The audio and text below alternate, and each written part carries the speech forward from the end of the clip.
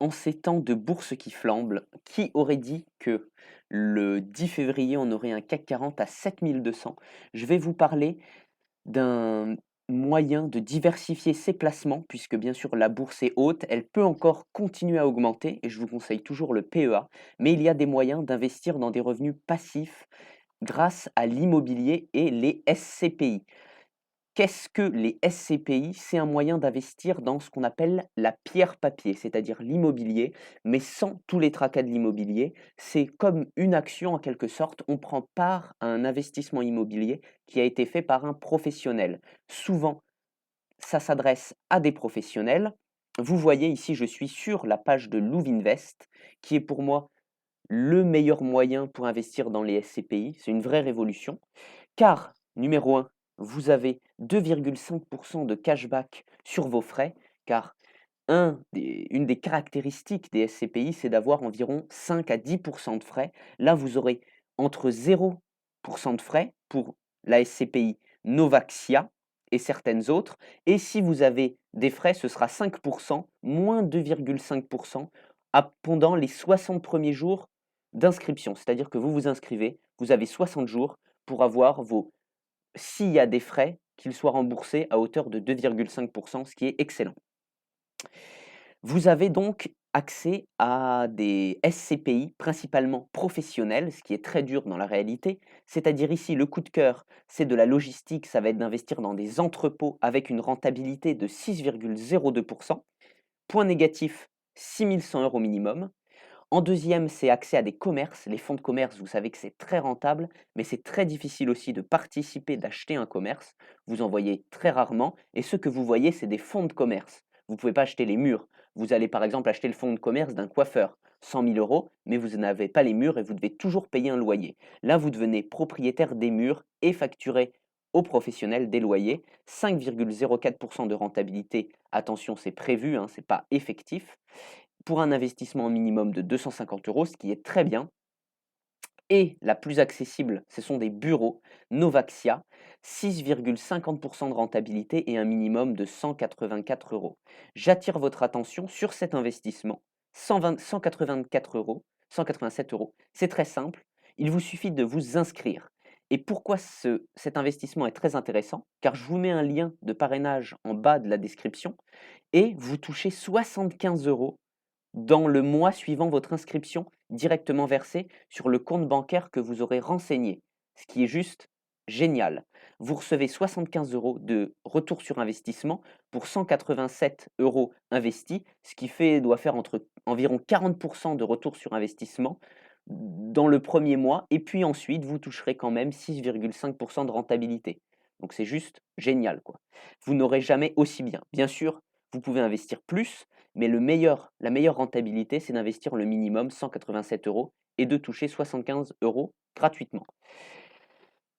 Moi, j'ai fait ça avec mes proches. Vous pouvez utiliser, vous aurez, une fois que vous serez inscrit, vous allez dans paramètres, vous aurez votre code de parrainage. Moi, c'est EduPoup et ensuite vous le partagez avec vos proches et à chaque fois, vous gagnez 75 €, vous et votre proche, et vous pouvez faire ça en leur créant des comptes. Il suffit d'investir 187 €. Vous cliquez sur investir. Néo investi machin, principe, bon là il vous décrit. Vous mettez le nombre de parts que vous souhaitez et vous mettez valider mon investissement. Ayons, j'ai du mal à parler ce matin. Ensuite,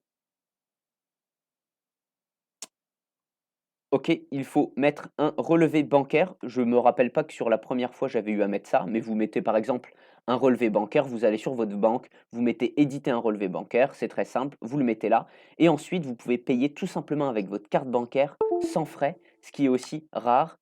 Pour le moment, j'utilisais beaucoup WeSeed, mais à chaque fois c'est 0,9 lorsqu'on paye avec une carte bancaire. Alors certes, c'est pas énorme et puis en plus, il faut renouveler son investissement à chaque fois. Ici, vous avez 6,5 de rentabilité ad vitam aeternam, sans payer de frais et en plus en touchant 75 €. Dites-moi en commentaire ce que vous connaissez de mieux, mais franchement, pour moi, c'est le top en SCPI, Louvinvest, c'est vraiment révolutionnaire.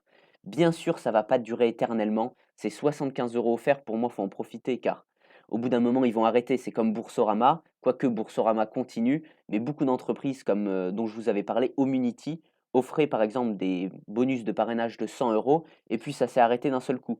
Donc forcément, ça devient moins intéressant, il faut toujours aller chercher l'argent où il est. Ça permet de diversifier de son PEA.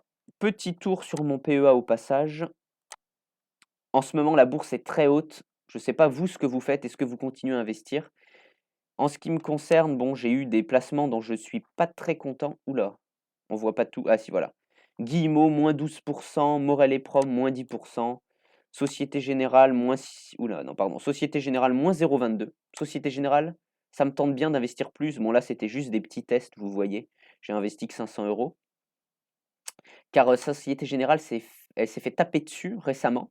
Et malgré ça, je viens de l'acheter, je perds que 0,22. Elle tient très bien malgré tout ce qui est annoncé sur elle. Et en haut de la liste, j'ai quand même des très bons performeurs. Eramet, ST Microélectronique, SEB, on est dans les 40% de performance. Tout ça, ça me fait assez peur. Moi, je serais plutôt d'avis de rester sur les placements maintenant et de laisser courir. C'est toujours compliqué de vendre au plus haut. Donc, attendre les intérêts, les rendements et on verra ce qui se passe. Chose intéressante sur Bourse Direct aussi, si vous avez un PEA, vous pouvez investir, et ça tout le monde ne le sait pas, sur des ETF américains. Du style, et pour moi le top du top en ETF américain, quand on pense ETF américain, on pense technologie américaine, on pense des boîtes qui envoient un peu, c'est le Amundi ETF PEA Nasdaq 100 UCTITS. Bon là il manque un S, hein. Je pense qu'il y est, mais c'est la fenêtre. Et vous avez, voilà, FR 00 134 12269. Avec ça, vous pouvez investir sur votre PEA avec. Vous pouvez investir sur votre PEA dans l'économie américaine. Je ne vais pas vous le conseiller parce que bon, le Nasdaq a bien monté. Après, quand on voit qu'il y a un petit retard, contrairement par exemple au CAC 40 qui est presque sur ses plus hauts historiques, à 7500 et des brouettes, je crois 7600. Le Nasdaq, comme vous le voyez, il peine encore un peu. On était sur les plus hauts aux alentours de 14 000. Là, on est encore à 12 381. Il y a encore une marge de progression. Même si il est monté, là, il vient de rebasser. Alors, bien sûr, je ne suis pas conseiller en investissement. Je vous donne juste mon avis sur la question. Voilà, le plus haut, presque 17 000. Là, il y a quand même une marge de manœuvre. À vous de voir. Ça permet aussi de diversifier encore une fois son investissement. Un peu de SCPI, un peu d'actions américaines, un peu de françaises. Et on essaye de faire au mieux. Dites-moi en commentaire ce que vous pensez de l'investissement en 2023, votre avis sur Louv'Invest, et on se voit dans les commentaires.